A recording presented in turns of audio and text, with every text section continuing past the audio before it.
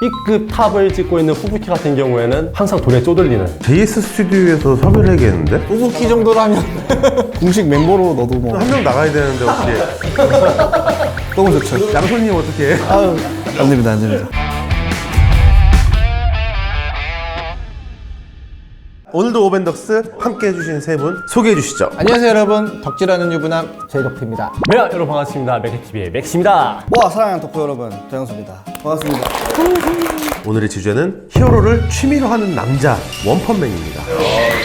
자, 원펀맨 1부 시작해 보겠습니다. 자, 히어로물의 조건이라고 하면은 여러분들은 뭐라고 생각하십니까? 일단 악당을 물리쳐서 시민들을 구해주는 그런 장르가 히어로물이라고 생각을 하거든요. 정의의 사도 네, 사실 원피스는 히어로물이 아니잖아요. 모험물 아닌가요, 그거는? 네. 선한 역하고 악한 역이 있으면 원펀맨은 그게 딱 나눠지는데 원피스는 주인공이 해적이다 보니까 네, 맞아요. 덕영수님은 어떻게 생각하시나요? 코스튬. 다른 애니메이션보다 객처점이 좀 뚜렷한 절대악과 선한 역이 싸우는 그런 작품들이 좀 히어로물의 조건이 들어가는 것 같아요. 처음 원펀맨을 보고 든 생각이 혹시 있나요? 원작을 먼저 접해가지고 이게 만화가야? 라고 생각을 했었거든요. 이제 나중에 리메이크 된 걸 봤는데 재미있긴 한데 너무 어처구니 없는 개그들이 많이 들어가 있잖아요. 그게 제일 인상 깊었다. 첫 화에 갑자기 피콜로 대망 닮은 애가 나와가지고 맞아요. 걔가 백신맨인가? 네. 소년 만화잖아요, 원펀맨이. 근데 주인공 디자인을 대머리로 했다는 점이 이게 맞나 싶은 그런 생각이 들더라고요. 디자인도 대머리에다가 애초에 처음부터 세계관 최강자 타이틀을 걸고 나오니까 신선하면서도 말씀하신 어처구니 없는 그런 개그 포인트가 사이타마의 디자인과도 잘 맞물리니까 꽤 재밌게 봤습니다, 저도.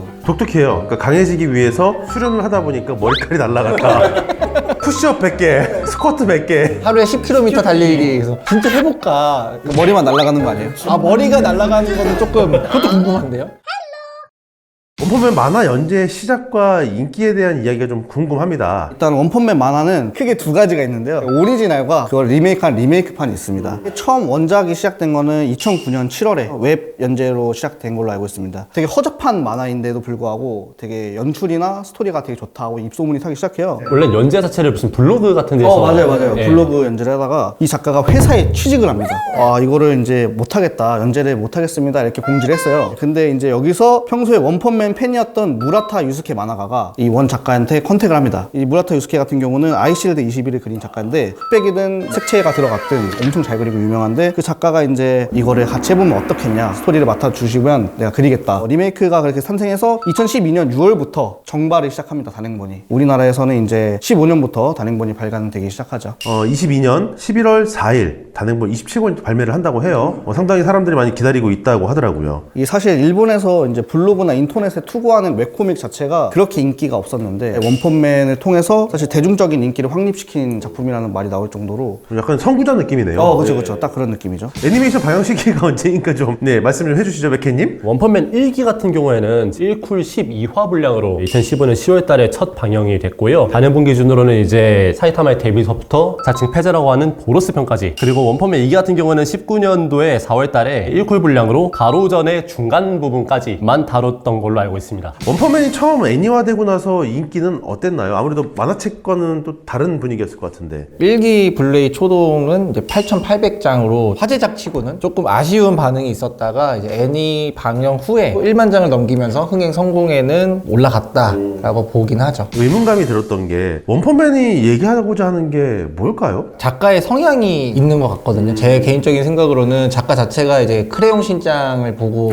맞아요. 이 작품을 고안해낸 건데, 개그 세계의 짱구의 진지함을 보고 사람들이 좋아하잖아요. 근데 반대로 진지한 세계에 개그 캐릭터를 던져놓은 상황이거든요. 그러다 보니까 아무 일 없이 괴인이 나타났다가 그냥 뚝까 맞고 그냥 되게 별거 아닌 걸로 생각을 하잖아요, 사이타마 자체가. 오히려 이게 가벼운 개그라서 더 매력적으로 느껴지는 거 아닐까. 사이타마가 나와서 하는 대사가 자기는 취미로 히어로를 하는 사람이다. 처음부터 그런 대사를 던졌다는 것 자체가 그냥 별 생각하지 말고 봐라. 그리고 저는 이제 사이타마보다는 뭐 무면허 라이더라든지 주변에 이제 히어로들의 주제의식 같은 게 훨씬 더 부각이 되지 않나, 사이타마 덕분에. 거인 캐릭터가 나오는데 사이타마 원펀치에 쓰러져가지고 도시 하나가 괴멸되는 상황이 그렇죠. 시민들이 너 때문에 도시가 부서졌어 라고 하면서 이렇게 몰아가는 장면도 좀 나오잖아요. 사이타마는 사실 히어로라고 하기엔 히어로성이 많이 결여돼 있어요. 그러니까 여태까지의 히어로물과는 좀 다른 그런 시작들이 있어요. 또 시작하자마자 그냥 악당이 출몰 히어로를 하고 시작을 해요. 이런 부분들이 좀 다르다고 우리가 느꼈는데 요 스토리는 1기는 좀 어땠나요? 사이타마가 이제 세계관 최강자라는 설정을 1화부터 부여했다는 거. 말 그대로 욕구 불만이죠. 나보다 강한 사람을 찾고 싶어. 싸우는데 고양감이 없다. 캐릭터 디자인만큼 무미건조하게 싸우는 그런 내용을 담고 있는데 우연히 제노스를 또 만나서 또 제노스는 또 되게 좀 열혈적인 또 성격을 띠고 있잖아요. 정의감 넘치고. 그렇죠, 그렇죠. 1기는 그래서 뭐 사이타마 스토리 중점적으로 가되 주변 세계관이라든지 그런 게 간단하게 나오지 않았나. 2기 애니메이션의 스토리와 내용에 대해서 좀 간단히 또 한번 짚고 넘어가 보죠. 1기가 약간 사이타마 중점이었다면 2기는 이제 다른 히어로들과 수많은 괴인들이 나오고 2기의 주인공은 가로이지 않을까 생각을 할 만큼 걔는 어릴 때부터 괴인을 동경해 오잖아요. 그러면서 만화를 보면서도 주인공을 이길 수 있는 괴인이 등장하지 않지? 이걸 기다리는 것 자체가 너무 감명 깊게 봤어요. 코믹스와 애니의 좀 차이점의 이야기를 좀 해보죠. 차이가 있다라면은 이제 원펀맨 리메이크 자체에서도 액션씬이 굉장히 잘 살아있었거든요. 그런 것처럼 이제 애니메이션도 1기에서는 액션이 완전 폭발했다라고 표현할 수 있을 정도로 너무 좋았는데 2기에 들어서 조금 관짝이 들어왔다. 근데 아쉬운 게 이렇게 대충 그린 주인공은 처음 봐요. 사실 대머리니까 저희 집 냉장고 문 열면 하나 있습니다. 계란 하나 딱 이렇게. 대머리도 대머리지만 눈코입도 그렇게 그려버리니까 그냥. 구글 스토어 같은 데로 거지 키우기라는 게임이 있거든요.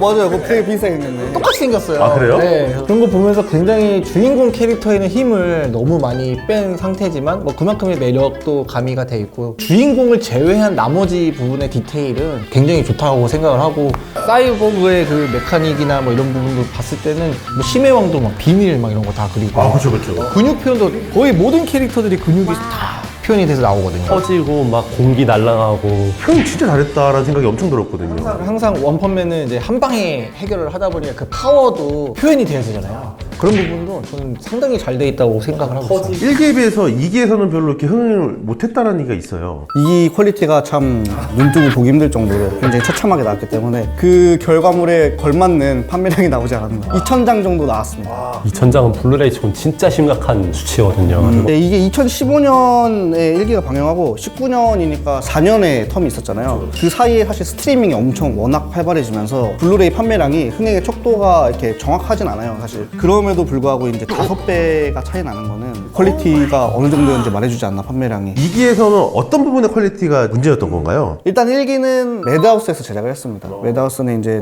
덕후들 사이에서는 좀 그래도 잘 만든다고 이름이 알려진 제작사인데 오버로드를 만든 회사죠. 그렇죠. 오버로드 만드는 회사죠. 네, 스페이스 댄디를 만든 나츠메 신고 감독과 또 총 작가 감독 쿠보타 치카시를 필두로 이 본즈, 트리거, 웹계 애니메이터까지 능력자 지인들을 다 불러온, 그래서 이제 우리 한번 일을 좀 내보자 해가지고 만들어진 게 1기입니다. 다들 아시겠지만 1기가 진짜 말도 안 되는 퀄리티로 나왔기 때문에 이제 2015년 당시에 이게 최고 액션 애니라고 호평을 받았을 정도로 대박이었거든요. 지금은 뭐 귀칼급의 작화다 약간 이렇게 말하지만 그때 당시에는 이제 원펀맨급이다 그런 식으로 이제 평가를 했었던 그런 작품인데, 기술적으로도 사실 지금이랑 그때랑은 완전 다른 거잖아요. 그쵸. 이게 사실 무라타 유스케 작화가 너무 좋다 보니까 이걸 애니로 표현할 수 있을까 우려의 말이 되게 많았는데 그걸 다시 이제 목구멍으로 그냥 집어넣은 자연스레 2기에 대한 기대감이 엄청 높아집니다. 근데 여기서 이제 갑자기 제작진이 변경이 됩니다.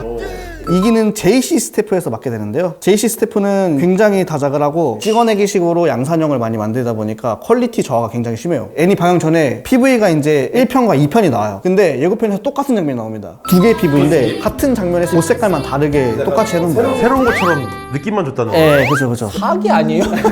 그리고 이제 제노스의 이제 이렇게 하는 그런 연출이나 레이저 어떻게 피하는지 모르겠는 그런 연출들. 그래서 이제 사람들이 역시 JC가 JC 했구나. 좀 여기 아이러니한 거는 기대감이 바닥을 뚫다 보니까 오히려 이 정도면 잘했다. 예. 옛날에는 잘 나가는 애들이었어요. 뭐 다다다라든가 아즈만가 대왕이라든가. 이제 평온한 분위기들은 그래도 잘 뽑아냈는데 액션 씬이 오자마자 그냥 나락을. 그 제작사가 바뀌면서 1기 제작진들도 거의 다 나갔습니다. 제작진들이 다 쿠보타 보고 따라왔다가. 그쵸. 히어로 연합에 대해서 한번 먼저 얘기를 해보도록 하죠. 히어로 협회라는 공식 기관이 따로 있어요. 이제 사이타면은 몰랐다가 나중에 들어왔는데, 근데 얘네들이 이제 최하위급은 이제 C급에서부터 시작해서 S등급까지 있는데 각 등급마다 이제 실적에 따라서 뭐 페이도 좀 받고 개우도 좀 나아지고 명성도 쌓고 좀 이런 피라미드식 그런 뭐 다단계 구조를 좀 갖고 있기는 한데 원래 S급의 7위로 있는 킹 같은 경우는 피규어도 나오고 그런 상업적으로도 판매가 되는 걸 보면은 굉장히 그런 게 인기도가 중요한 것 같기도 해요. 사이타마는 B등급인데 실력은 S급 능가하잖아요.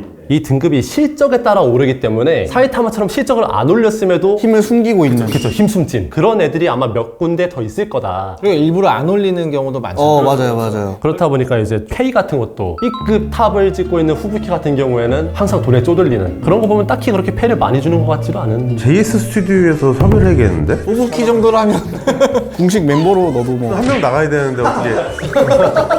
너무 좋죠. 양손님 어떻게? 아유, 안 됩니다. 어쨌든 이런 등급을 나눈 거에 대한 부분도 좀 재밌는 것 같아요.